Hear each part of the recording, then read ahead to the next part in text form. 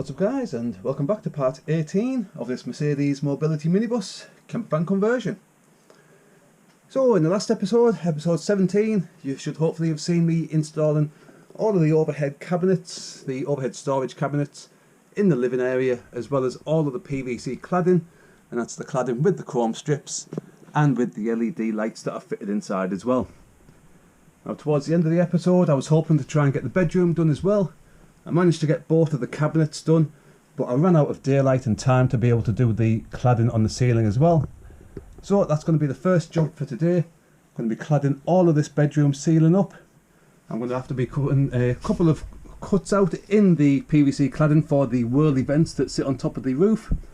There's two in here and they both provide a lot of ventilation within the vehicle itself, so it's not something I'm going to cover up. It's always advisable, if you've got good ventilation, to keep it flowing. So to begin the episode off, as I say, I'm going to get some of the PVC white cladding strips cut down to shape. I'm going to get these fitted up onto the roof, and then after this is all done, including putting a couple of LED lights in here as well. Once they're all in, I'm going to start wiring up a couple of the basic parts of the electrics, just so I can get these lights actually working, so I can continue working when it's starting to get darker later on in the day. So I've got a couple of batteries down there. They're going to get wired up to the Victron MPPT solar control unit, as well as a 12 volt distribution board. And then I'll probably also start on the kitchen units as well. I'm going to have to go out and actually buy the units. I haven't bought them yet, but it's going to be a combination of 40mm, 400mm and 500mm cabinets. It's going to be a brand new 4-burner Thetford gas hob, as well as a Electrolux 3-way fridge going underneath, and a brand new Thetford oven. So the oven, the kitchen area is going to be quite nice and posh as well. But that's all for later on, either in this episode or the next episode. As I say, first things first, let's get cracked on, get this bedroom all cladded up, see how it looks when it's all finished, and see what else we can get done for the episode after this is all done.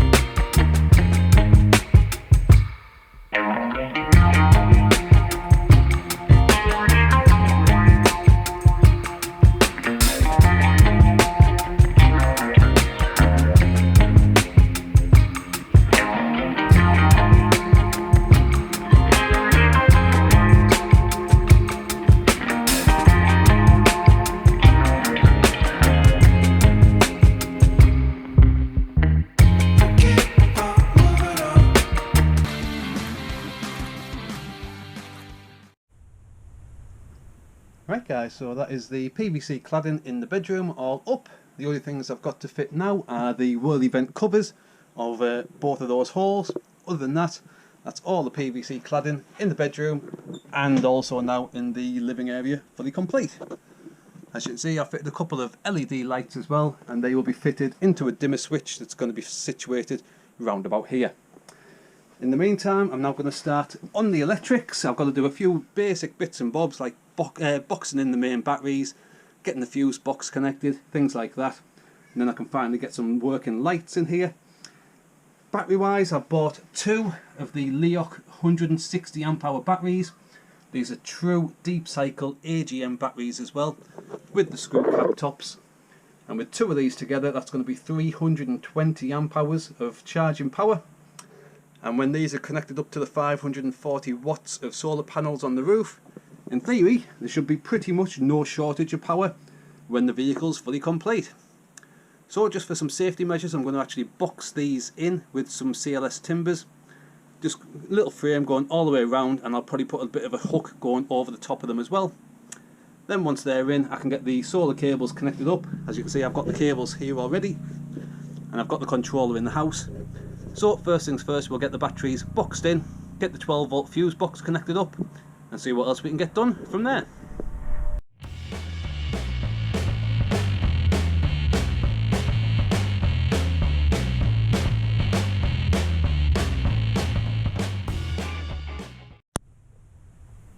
Right guys, so that's the batteries boxed in there. I'm still going to put a bit of a timber cover going across the top, just so that they can't go flying in the worst case scenario, that if there was an accident. Obviously we don't want these batteries going anywhere at all, because they are really heavy. Even though if they were going to go anywhere, they were just going to go straight into the wall anyway. But I'm still going to get them further secured, but at least I've got the main surrounds in place now. So next I'm going to be fitting in the Victron solar controller.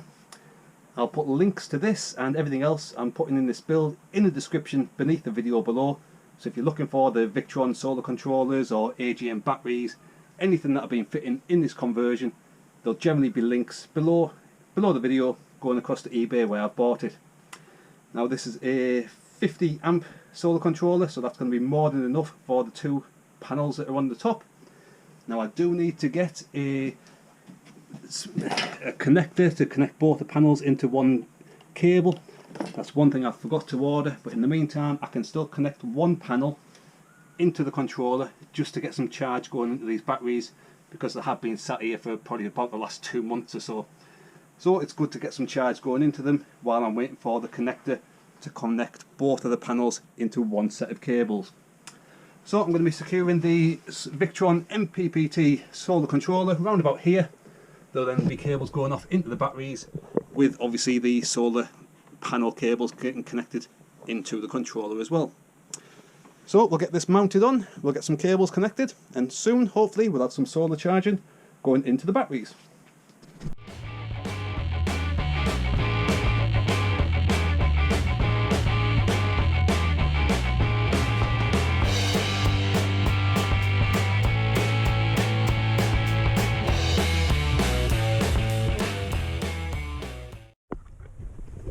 Right guys, so that's the basics of the electrics all connected up.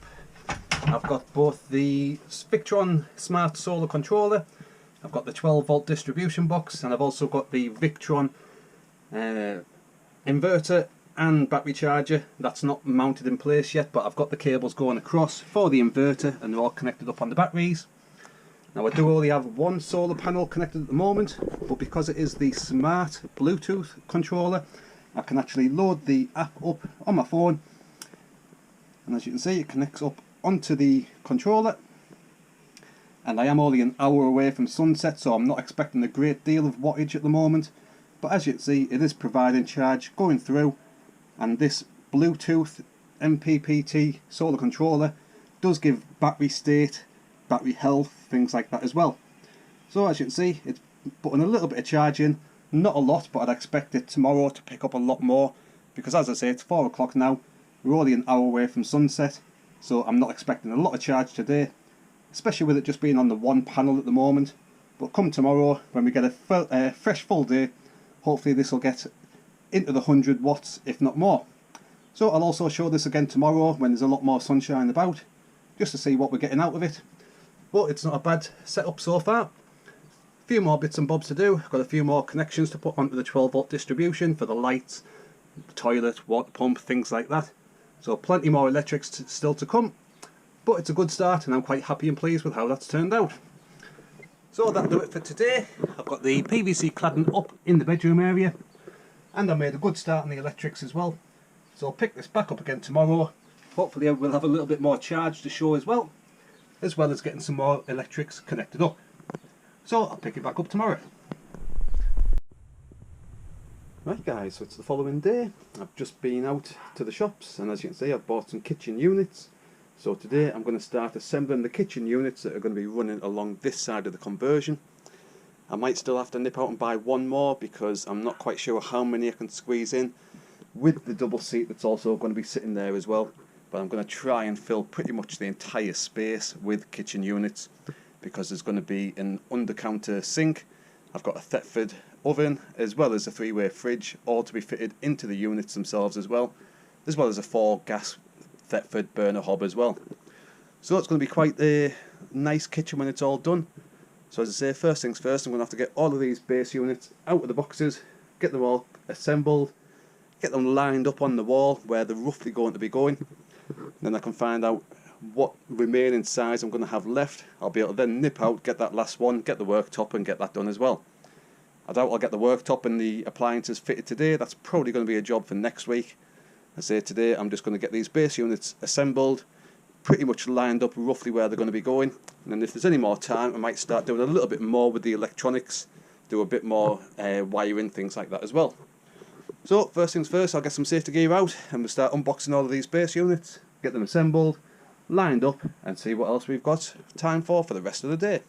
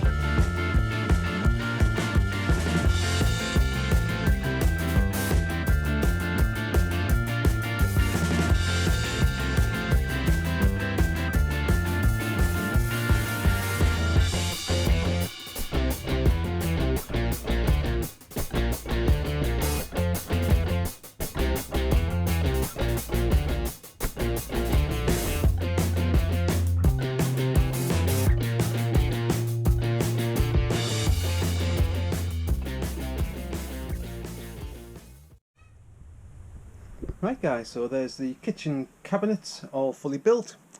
I'm actually going to go and change one of these over though. I'm going to change one of the 40s for a 50 because these are lining up quite nicely, but there's not going to be enough room for another cabinet there. And I do have a brand new Thetford duplex oven there. That's both the oven and the gas grill as well. And they will sit inside a 50 unit. And I've already got a fridge that's going to be sitting inside this one. So I'm going to have to change one of the 40s for a 50 as well. So I'll nip out now, I'll get that swapped over. Then when we get back I'll make another 50 up, get it in place. Then we'll have a look at maybe even getting the oven in place as well. So I'll go and get another unit and we'll pick it up when I'm back. Right, so now all the cabinets are constructed. Before I actually put them in place, I'm now going to drill a hole through the floor, right down through the base flooring as well. And that's going to be where the gas connections are going to be coming up from the underslung tank. And the gas connections will then be fitted in the cupboard that's going to be sitting in here with a 4-way manifold, and then that'll go off to things like the hob, the water heater, things like that. Just drilled a little pilot hole just to make sure it's in the right area, and that's gone through right where I wanted it. So I'm just going to get a hole saw out now, widen that hole out, just so it's going to provide basically a dropout hole as well as access up for the gas pipe work as well. So we'll get that hole widened out and we'll start getting some of the pipe work fed up.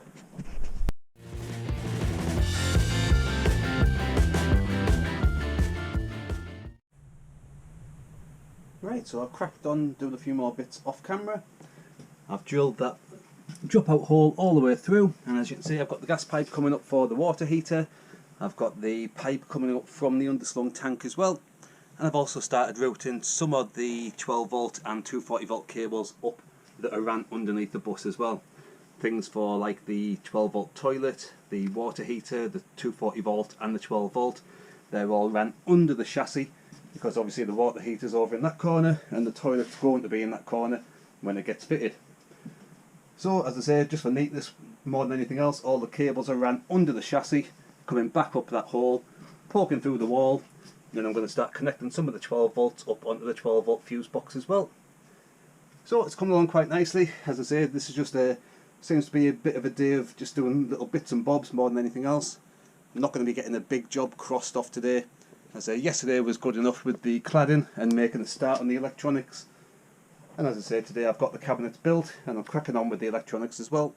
So we'll get a few more connections done and then that'll probably be it for the day. But as I say, it's coming along quite nicely. And at least I know both the solar controller's working, the inverter's working, and the batteries are all nice and fully charged as well. So I'll crack on, get a few more bits and bobs done, and that'll be just about it.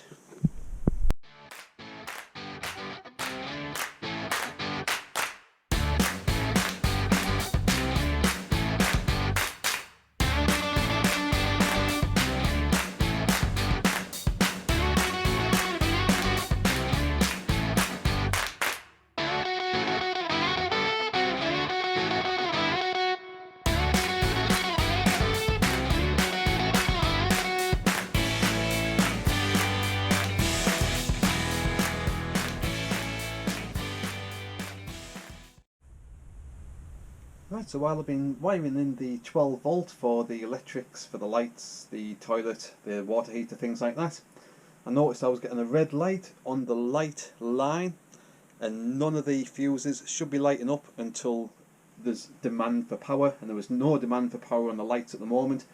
So the red light basically meant I had a short or a kink in the line itself. So I've just had to rip down all of the cabling for the main power feed that's running across in the top of the overhead lockers and going across down here, because that is the old cable, and as you can see there, nice little break straight through into the wire as well. So it's a good thing that I managed to nip this in the bud now before I managed to put all the final finishing bits of trim all the way around. So I've run a replacement cable down, and I'm about to disconnect that one as well, get that out because obviously that's no good anymore. Get the new cable fed in, then we'll get them wired up, get my cladding back up again, because I've had to take this down again just to feed some of the cabling across. But when I get this re-cabled and reconnected up, then I should be able to give it a test fire and see that the lights are working. Right guys, so I managed to get the cabling fault fully rectified now. I've got the overhead locker back fully assembled again, and now the dimmer switches are now all working.